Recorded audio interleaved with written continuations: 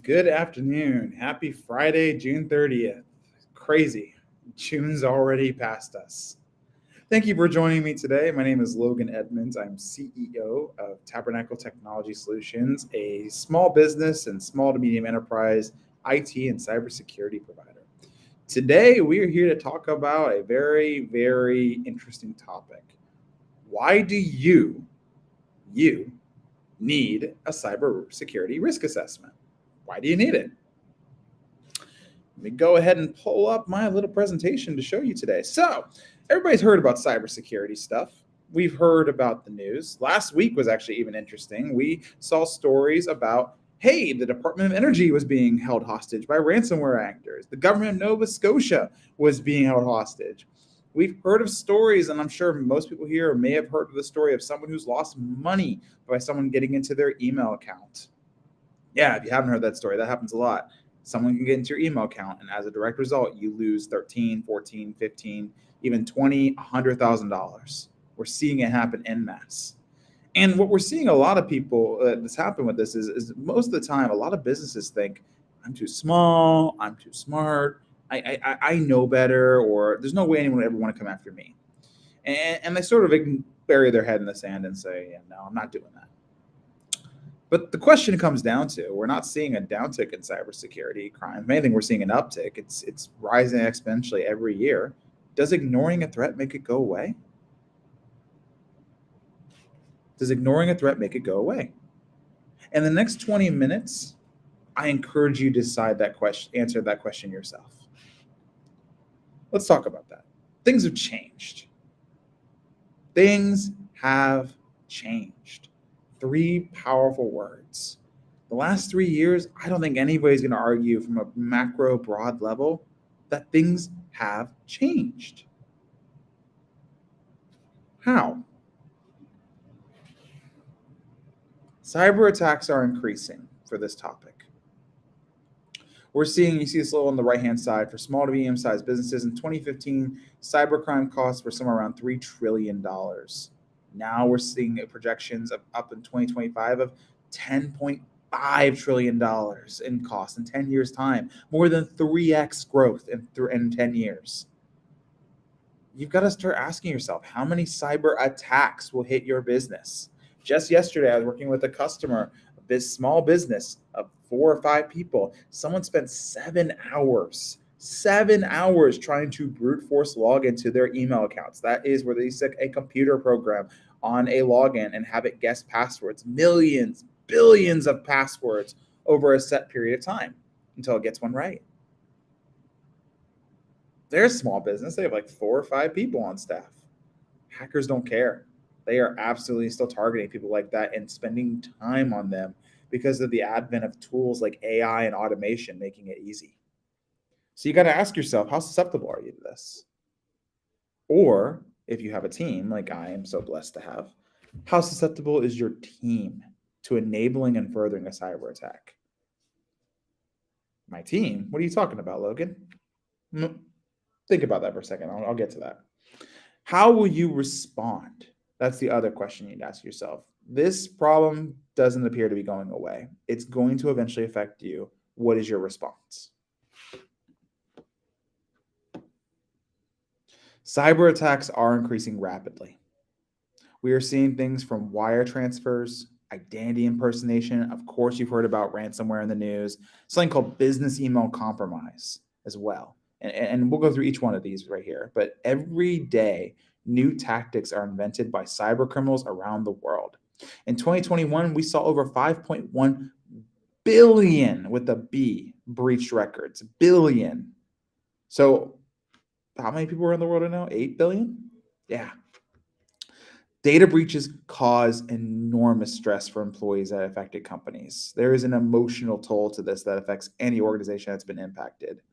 And as early as the beginning of last year, Homeland Security was warning U.S. businesses to be prepared against cyber attacks from foreign nation states or criminals operating out of said nation states. And it's not just Russia. There's other countries as well that need to be considered here.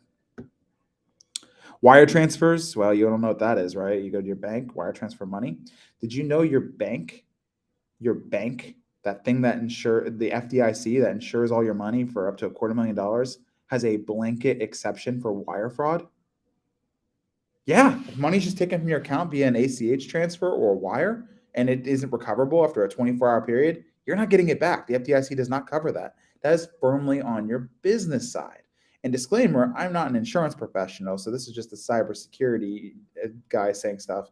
But most times, a wire fraud of that nature, if someone were to hack your bank account, for example, go into your login, if you have a Chase, Huntington, a credit union, Bank of America, you name it, go in there and wire money out of your account.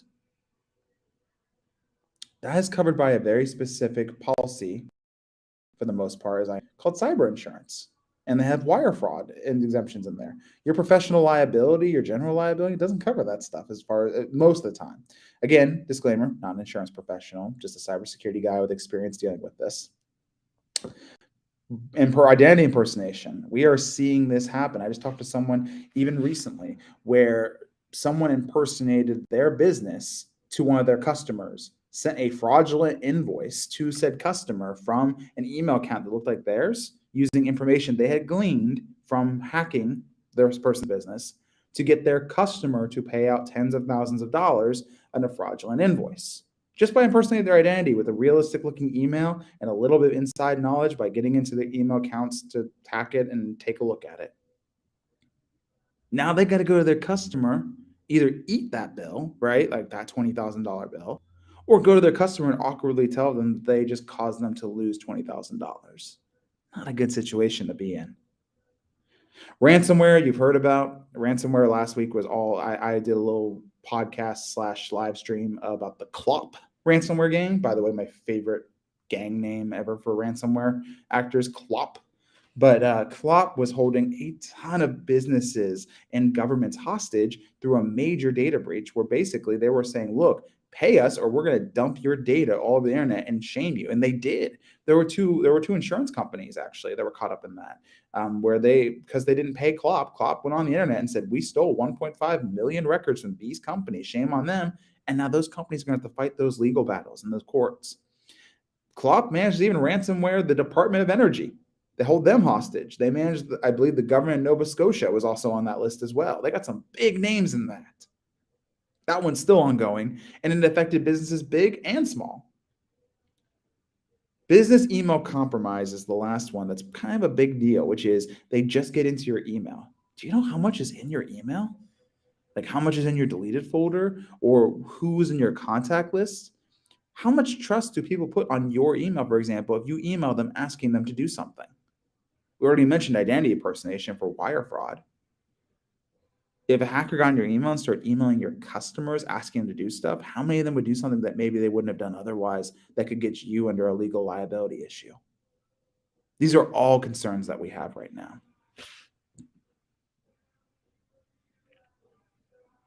Some questions you need to ask yourself. Okay, we talked about what the implications are. What do I need to know to protect myself? Do you know the difference between a breach and a compromise? If you're watching this live, please go ahead and put this on in chat, what you think it is. I'm going to give it about 10, 15 seconds here.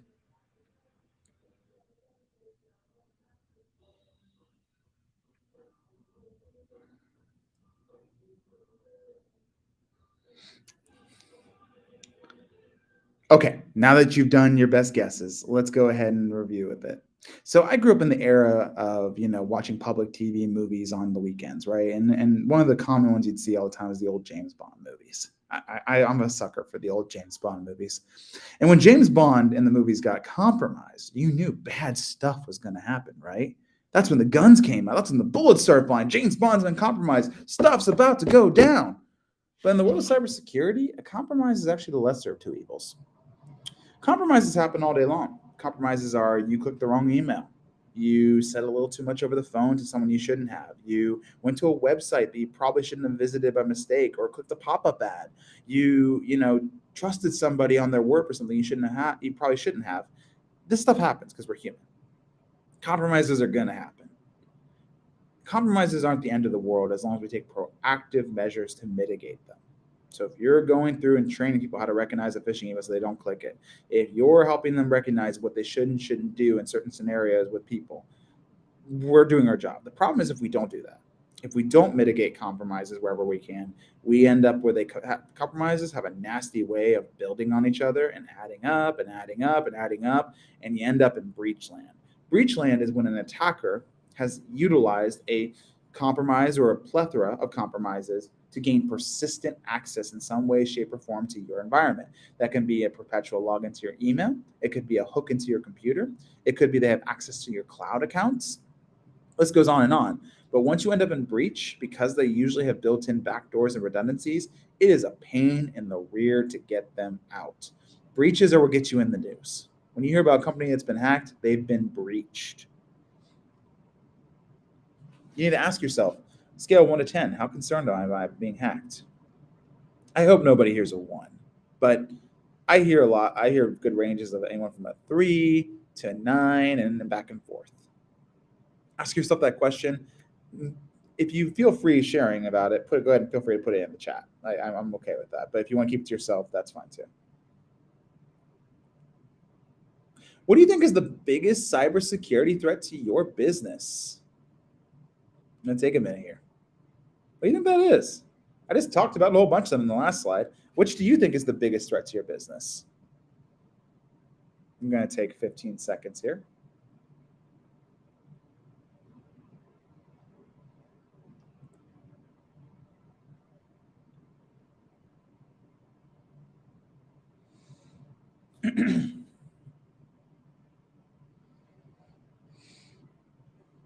Okay, there's that. If you lost all the money in your business bank account, sorry, I'm skipping the question. I should answer the question, shouldn't I, guys? Thanks, chat. What do you think the biggest cybersecurity threat is to your business? Well, actually, a lot of you might think it's a tech problem. It's not, at least not on a fundamental level. At least this is our philosophy at Tabernacle Technology Solutions. Cybersecurity is inherently a people problem. What do I mean by that? Well, it's people running these attacks on businesses trying to take money or data. And it's people in your business and on your team that often make the mistakes that allow them to come in, whether advertently or inadvertently. Someone on your team might have clicked a phishing email, which gave an attacker initial access. Someone might have given them a little too much information over a fake pop-up and they called a phone number they shouldn't have called.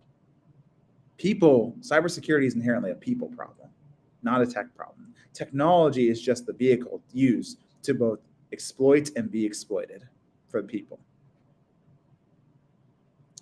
I mentioned this before, but for a lot of small businesses, $100,000 coming out of your bank account all at once would be a devastating thing.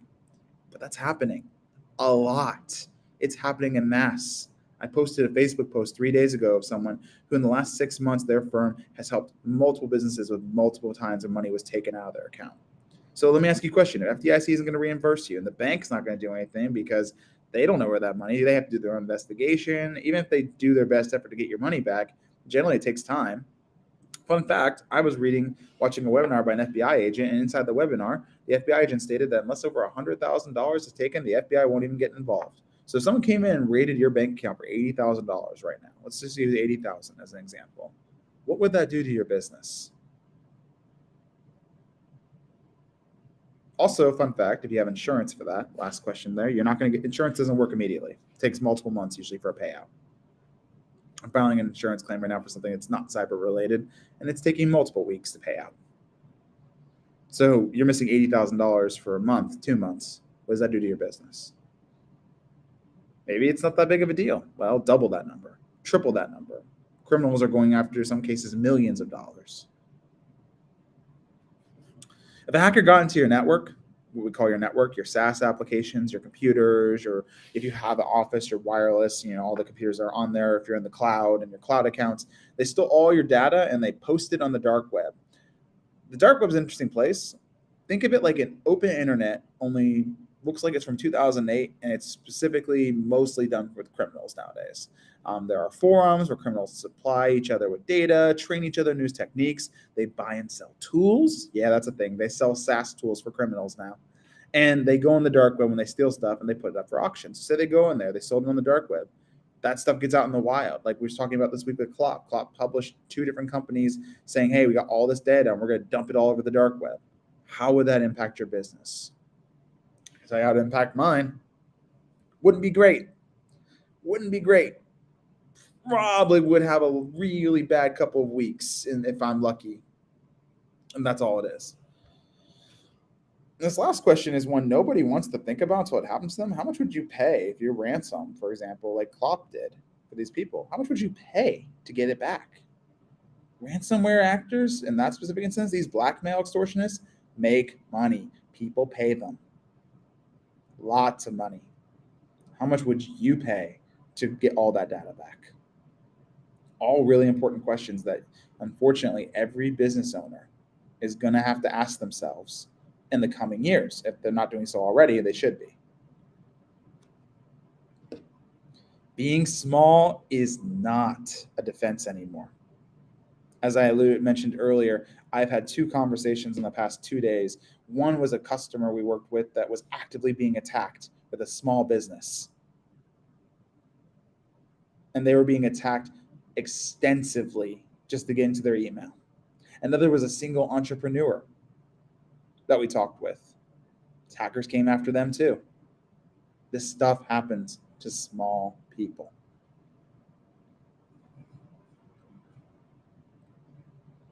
The security challenge here. The security challenge. This is the stuff that we have to look at as cybersecurity professionals and go, what are we supposed to do about that?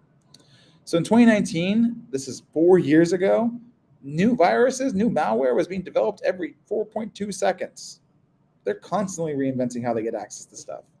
Almost 93%, 92.4% of attacks are delivered via email. On average, it takes between 120 and some of the more recent stats I've heard, I might need to update this slide, about 200 business days to discover a data breach. Remember that terminology I mentioned before, compromise versus breach.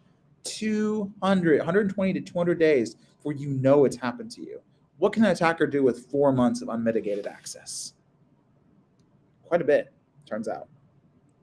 58% of small businesses are the attack victims of malware. 58%, sorry. 60% of small and medium-sized businesses go under within 6 months of a breach. Again, relying on that terminology lesson, breach versus compromise. Compromises can be recovered from and dealt with. Breaches are a big deal.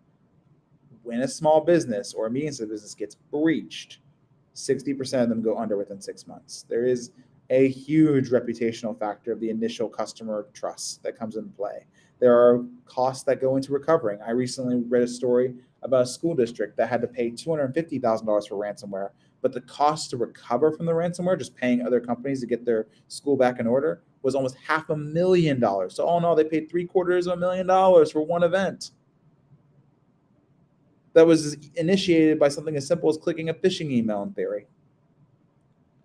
And the worst part of this, we look at as cybersecurity professionals, is 1 in 4 businesses essentially, when they get breached, just don't do anything. They keep getting re-victimized for whatever reason. They choose not to take matters in their hand. They think it's a one-off event. And the answer is no. These attackers actually usually create lists of people they successfully hacked. And then once they're done doing their stuff, they will sell that list and how they did stuff to people to other hackers so that they can take a crack at it. Once you get attacked once, you are on the list. You can continue to be victimized. These attacks do happen here in Central Ohio, guys. So what do you do, right? What do you do? How do you respond to the cyber threats? If it's the hacker's job, and that's what we need to think about anymore. It's not these kids in hoodies and dark rooms on glowing keyboards doing this for fun. It is considered a 9-to-5 job. In some places, there are cubicles with a headset, a laptop, and a little whiteboard with a SWOT analysis on it. That's how this is now. It's a business to these hackers. They work 9 to 5 just to target small businesses like you. It's a hacker's job to steal information. They treat it like a job. They treat it like a career. And because of that, the security landscape has changed dramatically even in the last year.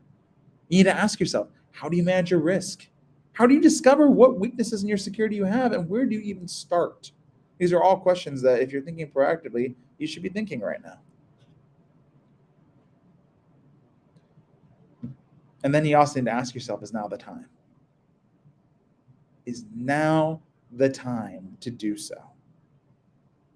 I believe it is, but you have to make that decision. What's your first step? You need to identify your current risk exposure.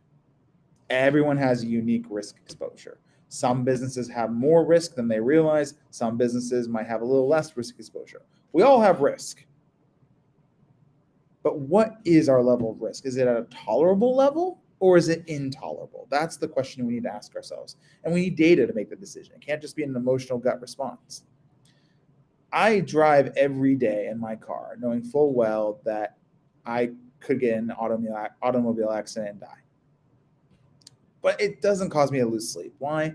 I drive pretty safely.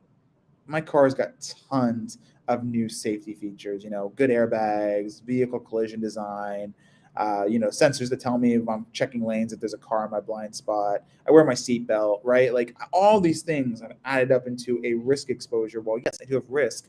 It's tolerable. I can still sleep at night. I don't really think it's going to happen to me because while there's always a chance, it's been lowered to an acceptable level for me. That's what we want to do for all of our customers. But how? You need to get the facts first. You got to get the facts to make the right decision. If you don't have the facts, how do you make a decision? Some people told me, I'll just trust my gut. Okay, how does your gut know anything about what phishing emails are you receiving right now? How many are you getting per week? What's your employees like? Do they click everything that comes in their inbox without thinking? Are they a little paranoid? What does that look like? Also, what kind of data do I even have that a criminal would want? Because there's a lot of data they want and different kinds. I have an infographic that shows that they can sell a Netflix account, for example, just a Netflix using a password for $5 on the dark web. $5 just to get a Netflix login. They can make money off this stuff pretty easily, especially if they get thousands and thousands of records per hack. The cybersecurity risk assessment is meant to do the following things. It's a professional consulting engagement. You need to have your current security position evaluated, and you need to determine how susceptible, if you're susceptible, your business is to a cyber attack. You need to look at your staff. If you have staff, you might be incredibly savvy about the stuff. You need to get a sense of where they're at on this because no man is an island in a business when it comes to a business with staff. Or no person, I should say. Let's be gender neutral and spouse everyone else in the business. Identify physical and procedural weaknesses in the business that enable attacks. Do you have processes that can be exploited by a criminal? And then you also need to know where your crown jewels are. What would a criminal even want? Identify the most at-risk business assets. It does require your participation. The executive team needs to be involved. This is not something you just pass off to your executive assistant or your office manager. Trust me, I get that. I run a team of 10 going on 15 now, apparently. People, I like to delegate, but this one requires the leadership of the company to be involved in the process. There is going to be a physical component, there's going to be a digital component, and there's going to be an application component if you're doing a risk assessment. This is our process for internal risk assessment. We, of course, meet with the executive team, whatever that looks like, of the small business. We look at what kind of policies they have already in place when it comes to their security. How do they handle things like wire transfer requests? How do they deal with phishing emails? What's the status if you feel like there's a virus on your computer? And a bunch of other questions. Well, if you have an office with a physical environment, we're going to take a look at that. See, hey, is someone using the word password and everything, and the computer is left open in the area. Look at the network. What we call the network is both the physical network the computer is connected to, but also the cloud environment. The cloud environment perimeter is becoming more and more under the umbrella of what's commonly referred to as a network. So how are your SaaS apps behaving? We're going to look at the data that moves through both your network and your SaaS applications. How is it transferred? Is it open to the internet? How is it looked at?